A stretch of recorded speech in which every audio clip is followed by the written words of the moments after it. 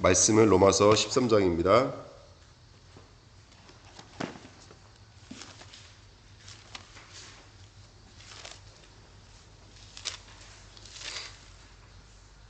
(11절부터) (14절입니다) 로마서 13장 11절부터 14절입니다. 우리 같이 읽겠습니다. 또한 너희가 이 시기를 알거니와 자다가 깼다가 벌써 되었으니 이는 이제 우리의 구원이 처음 믿을 때보다 가까웠음이라. 밤이 깊고 낮이 가까웠으니 그러므로 우리가 어둠의 일을 벗어버리 빛의 갑옷을 입자. 낮에와 같이 단정히 행하고 방탕하거나 술 취하지 말며 음란하거나 호색하지 말며 다투거나 시기하지 말고 오직 주 예수 그리스도를 옷 입고 정욕을 위하여 육신의 일을 도모하자 말자. 아멘. 우리가 이제 빛의 캠프의 축복을 누리고 있습니다. 오늘 말씀 제목은 빛의 갑옷을 입자라는 말씀인데요. 성경에 보면은 지금은 뭐가 역사하고 있냐면 밤이 역사하고 있거든요. 어떻게 보면 캠프에 있어서 가장 중요한 것은 뭐냐면 빛이 그 어둠 속에 선포되어지고 그 어둠 속에 빛이 임하는 것이 캠프의 가장 큰 축복인 줄 믿습니다. 니고데모가 예수님을 찾아왔을 때 요한복음 3장에 보시면 니고데모가 언제 찾아왔냐면 밤에 예수를 찾아왔다고 성경이 써 있고요. 요한복음 9장에는 또 이렇게 말하고 있어요. 9장 4절에는 때가 아직 낮음에 나를 보내신 이의 일을 우리가 하여야 하리라. 밤이 오리니 그때는 아무 일도 할 수 없느니라. 이렇게 성경이 말하고 있습니다. 언제가 낮이라고 성경이 말하고 있냐면 예수가 함께 하시는 그 시간표, 예수가 없고 성령이 오시는 그 과도기는 어둠이라고 말하고 있고 밤이라고 말하고 있고요. 또 요한복음 11장 10절에는요 밤에 다니면 빛이 그 사람에게 없는 거로 실족하느니라. 이렇게 성경이 있습니다. 우리에게 빛이 빼앗아가면, 빛을 잊어버리면 우리는 실족할 수밖에 없는 게 우리 영적인 상태고요. 요한복음 13장 30절에는 유다가 그 조각을 받고 떡 조각을 받고 예수를 팔려 나갈 때가 언제라고 말하고 있냐면 밤이러라. 이렇게 성경은 말하고 있거든요. 그러니까 영적인 시간표가 밤이라고 말하고 있고요. 요한복음 21장 3절에 부활했는데도 불구하고 성경이 뭐라고 말하고 있냐면 그날 밤에 아무것도 잡지 못하였더니, 그러니까 예수님 부활하신데도 불구하고 배들의 영적인 상태는 뭐라고 말하고 있냐면 밤이라고 성경은 말하고 있거든요. 그러니까 지금 우리가 캠프라는 말을 하면서 우리는 마음속에 어떤 생각을 많이 하냐면 이 빛을 바깥으로 비추려고 할 때가 너무나 많은데, 성경을 보면 제가 빛에 대해서 이렇게 쭉 이렇게 뭐 성경의 일들을 찾아보면은 성경은 뭐라고 말하고 있냐면 우리 안에 빛을 비추라고 말하고 있거든요. 그러니까 우리 안에 먼저 빛이 들어오는 은혜가 있어야 좀 있습니다. 그래서 1번입니다. 우리의 시간표가 어디에 있을까요? 오늘 13장 12절 말씀, 11절 12절 말씀 읽어보면 11절에 또한 너희가 이 시기를 알거니와 시간표가 있대요. 시간표가. 근데 어떤 시간표가 있냐면 자다가 깰 때가 벌써 되었으니 이는 이제 우리의 구원이 처음 믿을 때보다 가까웠습니다. 밤이 깊고 낮이 가까웠으니 그러므로 우리가 어둠의 일을 벗고 빛의 갑옷을 입자. 그 다음에 13절에 보시면 낮에와 같이 단정행하고 방탕하거나 하면서 쭉 이렇게 말하고 있거든요. 여기 말씀을 한번 반복해서 몇 번 읽어보시면 밤이 두 가지로 표현되어 있어요. 첫 번째는 밤은 뭘로 표현된다면 잠으로 표현되어 있어요. 잠으로 표현되어져 있고, 두 번째는 방탕, 술 취함 이렇게 표현되어져 있어요. 그래서 1번에 보시면 1번 말씀드렸고 2번에 보시면 영적인 밤이 아니라 영적인 잠인데 제가 잘못 썼거든요. 첫 번째 우리의 영적인 밤은 뭘로 표현되어져 있냐면 잠으로 표현되어져 있는데, 잠은 뭐냐면 쉽게 말하면 우리 몸의 기관이 그냥 쉬고 있는 상태예요. 보지 못하는 상태, 듣지 못하는 상태, 의식이 없어서 의식을 잃어버리고 있는 상태. 그럼 이게 뭘 말하는 거냐면 간단히 말씀드리면 성삼위 하나님과의 교통과 소통이 없는 상태예요. 그러니까 뭐가 어둠이냐? 하나님과의 교통이 없는 거예요. 하나님과의 교통이 단절되어지는 순간은 영적인 잠인 거예요. 그러니까 어디에 빛이 임해야 되냐면 하나님 없음의 자리에 빛이 임해야 될 줄 믿습니다. 굉장히 중요한 메시지죠. 그래서 14절에도 그것을 가지고 육신을 도모한다 이렇게 말하고 있거든요. 그러니까 결국은 나에게 머물러 있는 거예요. 그러니까 영적으로 보면 뭐가 잠이냐? 나에게 머물러서 내 생각, 내 감정, 내 욕심, 내 음욕, 내 분냄, 여기에 머물러 있는 상태. 그러니까 내 것에 머물러 있는 상태가 바로 영적인 잠이라고 볼 수 있습니다. 밤의 상태입니다. 그래서 우리가 나 자신을 오늘 한번 깊이 한번 들여다볼 수 있는 은혜가 있었으면 좋겠고요.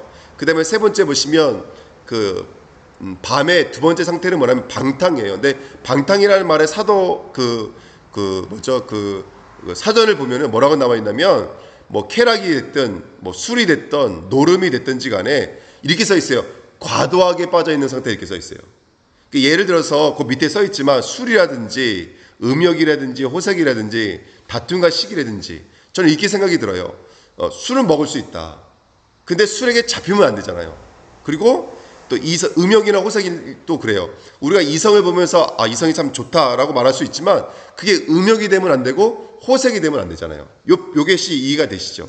또 다툼과 시기라는 말씀이 있지만 우리가 인간관계 속에서는 누구나 갈등이 없는 사람은 없어요. 갈등은 누구나 있을 수 있거든요. 근데 그 갈등에 잡히면 안 되거든요. 그 문제를 지금 방탕이라고 말하고 있는 것이거든요. 그러니까 오늘 우리 자신을 한번 점검해 볼 수 있는 너무나 중요한 메시지라고 생각이 들어요. 이 두 가지가. 내게 정말 하나님의 메시지가 있는지, 내게 정말 하나님의 소원이 있는지, 하나님의 뜻이 있는지. 그 다음에 두 번째는 우리가 인간관계에 갈등할 수 있어요. 또는 우리가 뭐 이성을 바라면서 알아보겠다 말할 수 있어요. 또 때로는 술 한 잔 먹을 수 있잖아요. 근데 그게 붙잡히면 그게 문제가 되어져요. 조은수 목사님 거기서 그렇게 말씀하시더라고요. 거기는 중독 사역을 하시잖아요. 그때 여기 와서 말씀하실 때 제가 메시지 들어보니까 뭐라고 그러시냐면 간혹 가다가 실수로 마약을 하는 사람들이 있대요. 마약을. 예를 들어서 뭐 여러 가지 마약 종류도 여러 가지가 있잖아요. 우리는 마약을 멀리 생각하지만 그렇지만 또 않거든요. 근데 의식이 바른 사람은 그걸 먹어도 이거 하면 안 되겠다 이렇게 거부감을 느낀다는 거예요. 근데 영적으로 힘이 없는 사람은 그것을 지켜낼 수 있는 힘이 없다는 거예요. 그러니까 오늘 우리가 예를 들어서 인간관계 갈등이라든지 문제는 있지만 거기에 붙잡히면 안 되는 것이거든요. 사단은 우리에게 여러 가지 갈등과 문제를 갖다 줘요. 근데 거기에 붙잡히지 않고 우리가 영적으로 깨어있는 귀한 은혜가 있어야 좀 있습니다.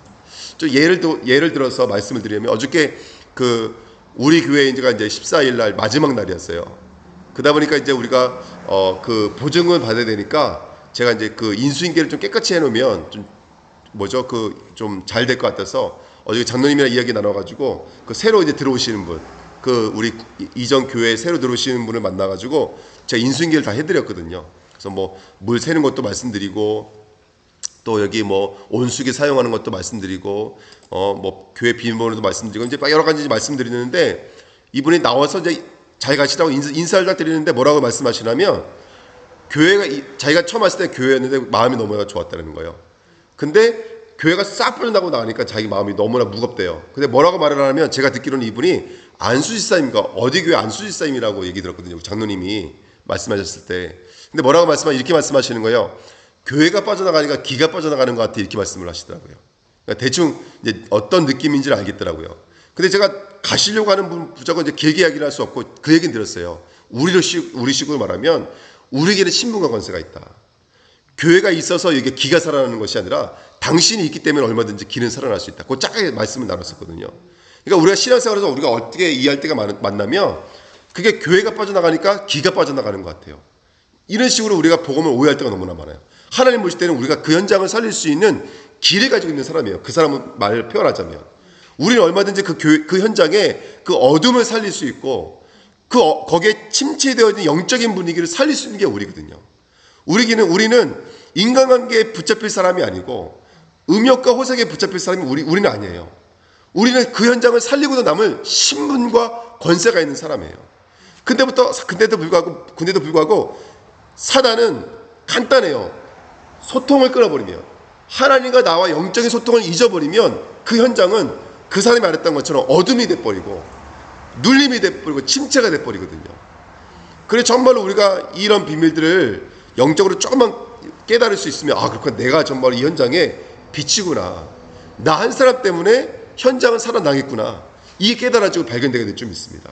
아멘. 그러면 계속 반복되어진 인간관계의 문제라든지 계속 반복되어진 내 안에 있는 영적인 어떤 고질적인 문제를 두고 우리가 하나님의 음성을 듣고 하나님의 계획을 볼 수만 있다면 그걸 초월하는 수준이 아니라 그것에 정말로 예를 들어서 그 인간관계를 하나님 역전시킨다면 뭐가 될까요? 제자가 세워지는 축복이 될 거고 내게 있던 고질적인 문제는 뭐가 될까요? 그것은 복음을 증거할 수 있는 축복의 통로로 완전하게 바뀌게 될 줄 믿습니다. 그러니까 저는요 말을 못한다는 것에 대한 이게 핸디캡 때문에 참 너무너무 힘들었어요. 말을 못해요.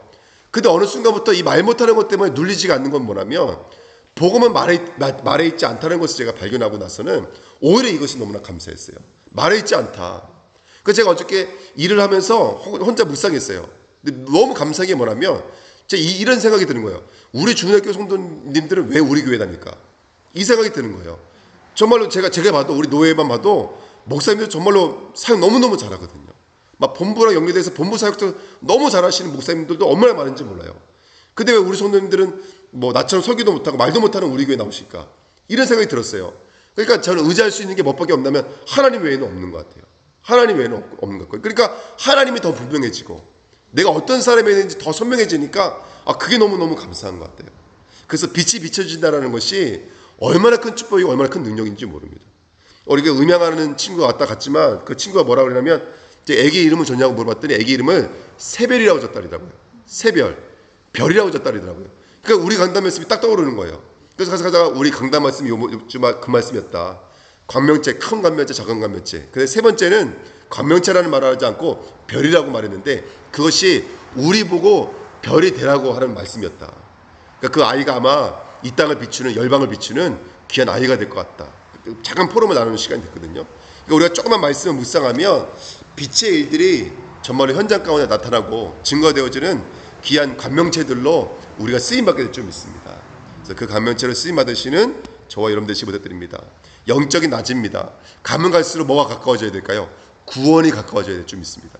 그러니까 이미 우리는 구원받았어요. 다 이뤘지만 가면 갈수록 누굴 더 알아가는 거예요. 하나님을 더 알아가고 그리스도가 더 발견되어지는 이 개입이 가까워지는 은혜가 있었으면 좋겠습니다. 빛의 갑옷을 입고요. 이 빛이라는 말씀은 어저께도 말씀 나눴지만은 말씀으로 다 바꿀 수가 있거든요. 그래서 갑옷을 입는데 어떤 갑옷이냐? 말씀의 갑옷을 입는 것입니다. 여러분 내 생각으로는 이길 수 없어요. 내 어떤 이 각인으로는 절대로 이길 수 없어요. 이게 튀어나온다니까요. 우리 안에 뿌리 내려져 있는 것들이. 여러분 사람은 절대로 변하지가 않아요. 우리 안에 각인되어 있는 것도 어느 순간부터 튀어나와요. 그래서 말씀이 얼마만큼 우리 안에 뿌리 내려가 있냐에 따라서 믿음으로 승리할 수 있는 줄 믿습니다. 그래서 오늘 이 단어만 기억하세요. 오직 주 예수 그리스도로 옷 입고. 이 단어 깊이 묵상해 보세요. 오직이에요. 오직. 다른 방도는 없어요. 하나님이 아니면 안 돼요. 오직이에요. 오직. 그리고 두 번째 주가 되어야 돼요. 하나님 내가 주가 아니라 그리스도가 주가 되게 해주세요. 이게 너무나 중요해요. 하나님 오늘 주인이 바뀌게 해주세요. 정말 주인이 바뀌게 해주세요. 내가 주인 아닙니다. 어떻게 내 감정이 정말로 성전이 될 수 있겠습니까? 내 체질이 성전이 될 수 있겠습니까? 주인이 바뀌어지게 해주세요. 그리고 정말로 그리스도로 옷 입게 해주세요. 내가 내 과거의 옷, 상처의 옷을 입지 않고 그리스도로 옷 입을 때야만이 정말로 현장의 빛으로 별들로 쓰게 될 줄 믿습니다. 이 말씀 깊이 묵상하면 승리하셨으면 좋겠습니다. 그래서 두 번째입니다. 밤이 깊고 낮이 가까웠으니 이렇게 말하고 있는데 제가 이 말씀 묵상하면서 믿음 안에는 간격이 있는 것 같아요. 아까 그 뭐라고 11절에 말하고 있냐면 이 시기를 알거니와 이렇게 말하고 있거든요. 분명히 시간표가 있는 것 같아요. 말씀이 선포되고 있지만 그 말씀이 내 것 되어지는 뭐가 있냐면 시간표가 있는 것 같아요. 그래서 특별히 밤에서 낮으로 가고 있잖아요. 우리는요. 그 낮이 오는 시간표가 가장 어둡잖아요.